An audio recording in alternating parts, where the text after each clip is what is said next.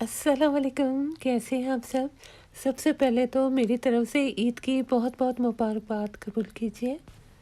इस वक्त थोड़ी-सी शॉपिंग करने के लिए मैं बाहर आई हुई हूँ और जैसा कि आप देख रहे हैं कि अ, धूप चमक रही है और जब यूके में धूप निकलती है तो बहुत ही बेहतरीन मौसम लगता है। पाकिस्तान में तो सुना है कि आजकल गर्मी ज़ोरों पे है। ख़ाला से अक्सर फ़ोन पे बात होती रहती है तो वो यही बताती हैं। पर यहाँ जब धूप निकलती है तो दिल खुशी से बाग-बाग, गार्डन-गार्डन हो जाता है। शायद उस चीज़ की कदर ज़्यादा होती है जिसकी कमी हो। वरना तो कहते हैं ना कि कदर खो देता है रोज़ का आना-जाना। इस वक्त मैं शॉपिंग के लिए बाहर आई हुई थी, थोड़ी बहुत चीज़ें लेनी थी और कभी सारी चीज़ें एक जगह से नहीं मिलती हैं। कोई चीज़ किसी शॉप से मिलती है तो कोई किसी दूसरी शॉप से मिलती है। और पाकिस्तान की तरह यहाँ भी काफ़ी महँगाई हो गई है। तो यहाँ से फ्रेशली बेक्ड चीज़ें मिलती हैं और बहुत मज़े की बनी होती हैं। यहाँ से मैंने थोड़े से चॉकलेट ब्राउनीज़ लिए थे, बहुत मज़े के थे और बने बनाए पिज़्ज़ा लिए थे, वो भी बहुत मज़े के बने हुए थे, उन पे चेरी टोमेटोज़ लगे हुए थे। इसके अलावा मेरी निगाह फूलों पे पड़ी तो मेरा दिल इन्हीं की तरह गार्डन-गार्डन, फूल-फूल, बाग-बाग हो गया। आप भी सोचेंगे कि मैं बार-बार गार्डन-गार्डन, फूल-फूल क्यों कर रही हूँ? तो आज मैं नूडल्स बनाना चाहती थी। अब चाहे आप इन्हें नूडल्स कह लें, स्पगेटी कह लें, एक ही बात है।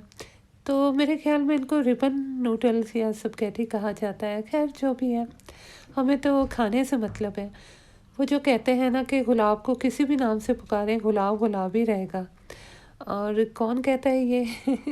तो जनाब ये अपने वही शेक्सपियर ने कहा है शायद। तो ये मैं देसी स्टाइल के बनाना चाह रही थी स्पाइसी से, तो उसके लिए मैंने लैम का मीट लिया था। उसमें अपने सारे देसी मसाले ठोक दिए थे। मसाल के तौर पे लाल कुटी हुई मिर्चें, अदरक लहसुन पेस्ट, और धनिया, कुटा हुआ धनिया, नमक वगैरह और थोड़ा-सा पिसा हुआ प्याज भी डाल दिया था मैंने, ऐवे ही डाल दिया था, आमतौर पे मैं डालती नहीं हूँ। पर पिसा हुआ प्याज डालने से बड़ा प्यारा फ्लेवर आता है। इसके बाद मैंने पानी में इनको पका लिया था। अब जब पानी इसका गाढ़ा हो जाएगा या गाढ़ा होने लगेगा तो मैं इसमें तेल डाल दूँगी हस्बे ज़रूरत और इसके बाद थोड़ा-सा मज़ीद पकाऊँगी चंद मिनट और जब वो मुनासिब थिकनेस पे आ जाएगा तो फिर मैं उबले हुए जो नूडल्स थे उनको इसमें शामिल कर दूँगी। और एक दो और चीज़ें भी मैं इसमें डालूँगी, वो है कटा हुआ प्याज और कटी हुई हरी मिर्चें, उनका टेस्ट इसमें बहुत अच्छा लगता है। वो मैं कच्चे ही डालूँगी क्योंकि वो बहुत क्रंची क्रंची लगते हैं और गरम-गरम आप नूडल्स में डालें तो वैसे ही थोड़े-से गरम हो जाते हैं। पर बड़े मज़े की ये डिश बनती है और आप ज़रूर ट्राई कीजिएगा। ये भी माशाल्लाह से बहुत अच्छी बनी थी और हमने बहुत इसको एन्जॉय किया था। नूडल्स को इस तरीके से पकाना मैंने अपनी खाला से सीखा था और जब उन्होंने पहली दफ़ा ये बनाया था इस तरीके से तो मुझे बहुत पसंद आया था स्पाइसी सा। उससे पहले तो हम अंग्रेज़ी स्टाइल ही का खाते थे, जैसे आम तौर पे होटल्स वग़ैरह में मिलता है। लेकिन ये स्पाइसी सी डिश मुझे बेहद पसंद आई थी, आप भी ज़रूर ट्राई कीजिएगा, बहुत चटपटी बनती है। तो आज मैं आपके साथ शेयर करने जा रही हूँ कि ईद के लिए मैंने क्या ख़रीदा है। तो मैंने ईद के लिए ख़रीदे हैं आगा नूर के कुर्ते क्योंकि इनकी कढ़ाई मुझे बेहद पसंद है। ये अलग बात है कि हमेशा सोल्ड आउट होते हैं इनके वेबसाइट पे, तो मुझे किसी और जगह से फिर डबल ट्रिपल कीमत दे के इनको लेना पड़ता है, जिसमें कम से कम 6 कुर्ते आ जाएँ। पर क्या करें, वो कहते हैं ना शौक का कोई मुल नहीं। तो मेरे ख़्याल में ये मिसाल यहाँ पे सही बैठती है ना? क्या ख़्याल है? तो ये भी मैंने कुर्ता लिया था, इसकी कढ़ाई की वजह से ये गुलाब जो गुलाबी-गुलाबी से हैं, ये मुझे बेहद पसंद आए थे। इनकी कढ़ाई बेहद अच्छी होती है, आगा नूर के कुर्तों की। और पिंक कलर के कपड़े काफ़ी अरसे से मैंने नहीं खरीदे थे, तो मैंने कहा चलो जी इस दफ़ा पिंक कलर को लेते हैं। तो इसके जो चॉक्स हैं उस पे भी ये गुलाब कढ़े हुए हैं इस तरीके से जैसे कि मैं आपको बता रही हूँ और इसके बाजू सादा से उन पे कढ़ाई तो नहीं है, बस ये वाइट सी ये डिज़ाइन बना हुआ है, शोल्डर पे भी यही वाला डिज़ाइन बना हुआ है। और इस कुर्ते की जो पिछली साइड है उस पे भी इस तरीके से डिज़ाइन बना हुआ है शोल्डर पे और चाकों पे। तो ये कुर्ता मुझे बेहद पसंद आया था, तो फिर मैंने इसको ख़रीद लिया। ये अलग बात है कि पैसों का थोड़ा सा नुकसान हो गया, पर खैर कोई बात नहीं। आखिर इंसान एक ही दफ़ा दुनिया में आया है, बार बार तो कोई आएगा नहीं। अगर इस कुर्ते को मैं लेती नहीं ना, तो फिर काफ़ी अर्सा ये सोच सोच के दुखी होती रहती कि ये कितना अच्छा था, काश मैं ले लेती। तो मेरे ख्याल में जिन दुखों को इंसान अवॉइड कर सकता है उनको अवॉइड ही करना चाहिए। क्योंकि ज़िंदगी में काफ़ी सारे ऐसे दुख चले आते हैं जिन पे इंसान का कोई ज़ोर नहीं चलता और वो उनको अवॉइड नहीं कर सकता। तो जिन दुखों को या पछतावों को इंसान अवॉइड कर सकता है, चाहे जितने छोटे हों बड़े हों, किसी मामूली चीज़ के बारे में हो, मटेरियलिस्टिक चीज़ के बारे में हो, उनको मेरे ख़्याल में इंसान को अवॉइड कर ही देना चाहिए। तो ये दूसरा वाला कुर्ता था, ये भी आगा नूर का है, ये भी कढ़ाई की वजह से मैंने लिया है।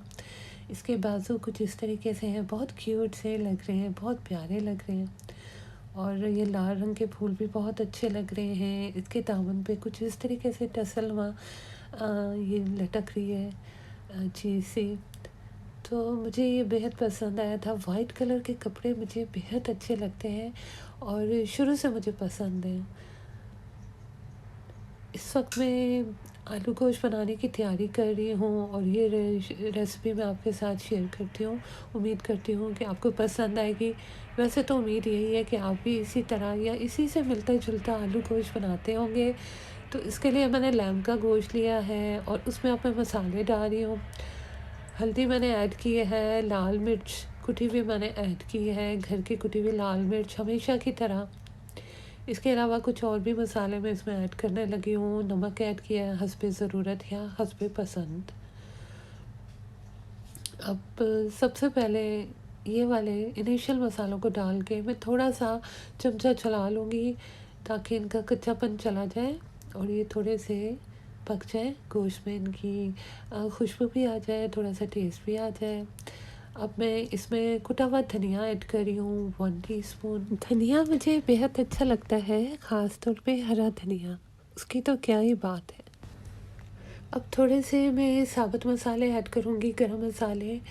काली मिर्चें मैं ऐड करूँगी 1/2 टीस्पून। बड़े मज़े की लगती हैं, इसमें बड़ा प्यारा इसमें स्मेल सी आ जाती है और टेस्ट आ जाता है हल्का हल्का। इसके अलावा मैं इसमें ज़ीरा ऐड करूँगी, साबुत ज़ीरा मैं ऐड कर रही हूँ, वो भी मैं 1 टीस्पून ऐड करूँगी। बड़ी इलायची भी मैं ऐड करूँगी 2 अदद। इसके अलावा करी पत्ते भी मैं ऐड करूँगी और लौंग मैंने ऐड किए 5 से 6 अदद। आप अपनी पसंद के मुताबिक ऐड कीजिए, अगर आपको इनका टेस्ट पसंद नहीं है तो स्किप कर दीजिए। इसके अलावा बादियान का फूल भी मैंने 1 अदद ऐड किया था, ये ऑप्शनल है, अगर आप ऐड करना चाहते हैं तो करें वरना रहने दें। अब इन सारे मसालों को थोड़ा सा मैं हल्का सा भूनूंगी ताकि थोड़ा सा टेस्ट और फ्लेवर इसमें तेल में फ्राई होके आ जाए। फिर उसके बाद में इसमें बाकी की चीज़ें ऐड कर, मैं इसमें टमाटर ऐड करूँगी 2 अदद कटे हुए, लेकिन आमतौर पे इस पर फेंटा हुआ दही डाला जाता है और उससे बड़ा प्यारा फ्लेवर आता है। बल्कि कई दफ़ा तो टमाटर और दही दोनों चीज़ें ऐड की जाती हैं, लेकिन आज मैं खाली टमाटर ऐड करने लगी हूँ, दही ऐड नहीं करने लगी हूँ क्योंकि दही इस वक्त मेरे पास अवेलेबल नहीं है। तो चले जी, खैर है, अगर प्लान ए नहीं है तो प्लान बी पे अमल कर लें, प्लान बी नहीं तो प्लान सी पे अमल कर लें। ज़िंदगी में आगे इतनी कॉम्प्लिकेशन है, जिन चीज़ों को आप आसानी से कर सकते हैं चेंज, उनको तो कर लेना चाहिए ना। तो अभी टमाटरों के साथ मैंने इनको हल्का सा फ्राई किया है जब तक कि टमाटर हल्के नरम हो गए। फिर मैं इतना पानी ऐड कर दूँगी जिस पे कि गोश्त गल जाए। लें जी, ये दूसरी वीडियो कहाँ से आ गई आलू गोश्त के दरमियान। चलो जी, अब आएगी ये तो खैर है। ये टिन के फ्रूट्स थे, तो ये मैंने निकाले थे और चेरीज़ तो इसमें उक्का दुक्का, बल्कि ये आधी चेरी दिखाई दे रही थी। बाकी तो कोई और फ्रूट दिखाई नहीं दे रहा था, खाली पेयर्स थे मेरे ख्याल में और दूसरे फ्रूट्स थे। तो जी, ये फाइनल लुक है आलू गोश्त का और इसमें प्याज जो है वो मोटा मोटा कूट के शामिल किया जाता है। और मैंने इतना तुरंत नहीं किया आज, और मैंने वही बस तल के और इस्तेमाल कर लिया था। तो ये दूसरे दिन का सीन पार्ट चल रहा है, और ये काली मसूर की दाल पक रही है। और काली मसूर की दाल बड़ी अच्छी लगती है, बल्कि हर तरह की दालें अच्छी लगती हैं मेरे घर वालों को। मेरी तो खैर है, बनी हो तो मैं शौक़ से खा लेती हूँ, नहीं बनी हो तो कोई मिस भी नहीं करती हूँ। तो अभी दाल में उबाल आ गया है और ये तड़का लगाने की तैयारी हो रही है, और झटपट से हम इसमें तड़का लगाएंगे। दूसरी तरफ मैंने फ़िश बनाने की तैयारी शुरू कर दी है, और इसके लिए सबसे पहले मैंने ये पेस्ट तैयार किया है जिसमें मैंने अदरक लहसुन डाला है, हरी मिर्च ऐड की है। इन तीनों चीज़ों को मिला के मैंने पीस लिया है। फिर इसके बाद मैं थोड़ा सा सोया सॉस ऐड करूँगी फ्लेवर के लिए। सोया सॉस वैसे भी हमें बेहद अच्छा लगता है। इसके बाद मैं फ़िश को फ्राई कर लूँगी, और सादा तरीके से फ्राई करूँगी फ़िश को। और जब वो तकरीबन पक जाएगी तो फिर उसके बाद फ़िश के ऊपर मैं सारा पेस्ट लगा दूँगी। फ़िश के सिर्फ एक ही साइड पे ये पेस्ट लगाना है, दोनों साइडों पे नहीं लगाना। और जब फ़िश तकरीबन तैयार हो जाएगी तो तब मैं ये पेस्ट लगाऊँगी, क्योंकि ये पेस्ट तो फ़ौरन ही पक जाएगा, और फ़िश तो पहले ही पकी हुई है। जब भी मुझे झटपट फ़िश बनानी होती है तो मैं इसी तरीके से बनाती हूँ। बहुत चटपटी और स्पाइसी भी बनती है, और हमें बहुत पसंद आती है, और मिनटों में तैयार हो जाती है। फ़िश हम ज़रूर खाते हैं, कम से कम हफ़्ते में 1 दफ़ा तो खाते ही खाते हैं लाज़मन। और वैसे भी ये सेहत के लिए बेहद अच्छी होती है, ख़ास तौर पे दिमागी सेहत के लिए। फ़िश बनाने के लिए मैं थोड़ा-सा तेल इस्तेमाल करूँगी। वैसे भी आजकल यहाँ तेल की शॉर्टेज हो रही है, ख़ास तौर पे हमारे पसंदीदा तेल की। तो जितना सेफ़ हो जाए अच्छा है। तो जिस तेल में मैं फ़िश को बनाऊँगी उसी तेल में सब्ज़ियाँ मैं बना रही हूँ। बल्कि तेल का तो बस नाम ही होगा, हल्की सी बस टच दूँगी तेल का। बहुत ज़्यादा तेल में तर-बतर टपकता हुआ तेल हो, ऐसी सब्ज़ियाँ नहीं हम खाते। तो ये साबुत-साबुत हरे प्याज़ को मैंने हल्का-सा गरम पैन में पका लिया है। और प्लीज़ इसमें अदरक ज़रूर ऐड कीजिएगा, क्योंकि हरा प्याज़ और ये जो शिमला मिर्चें हैं ये बहुत गैस पैदा करती हैं, और इनमें अदरक ज़रूर ऐड करनी चाहिए। ये थोड़ा-सा तेल भी ऐड कर दिया है हमने, ताकि कुछ तो तेल नज़र आए। तो हमारी फ़िश भी तैयार हो गई है, सब्ज़ियाँ भी तैयार हो गई हैं, और ये भी माशाल्लाह से बहुत मज़े की बनी थी। अगर आपने इस तरीके से कभी फ़िश को ट्राई नहीं किया तो अब ज़रूर ट्राई कीजिएगा और पका के खाइएगा, और फिर मुझे ज़रूर बताइएगा कि आपको ये पसंद आया है कि नहीं पसंद आया है। हरा प्याज़ जो होता है वो पक के बहुत गर्म हो जाता है, लेकिन कच्चा प्याज़ जो होता है वो ठंडा होता है, उसकी तासीर ठंडी होती है। तो ये हम जा रहे थे, तो रास्ते में मुझे गुले लाला नज़र आया, और गुले लाला मेरे फेवरेट तरीन फूल है। और ये ऐसे लग रहे थे जैसे याकूत पड़े हुए हों, इतने ब्यूटीफुल लग रहे थे। अभी वीडियो में तो शायद आपको सही अंदाज़ा नहीं हो पा रहा, लेकिन रियल लाइफ में बहुत प्यारे लग रहे थे। लग रहा था याकूत के मोती बिखरे हुए हैं।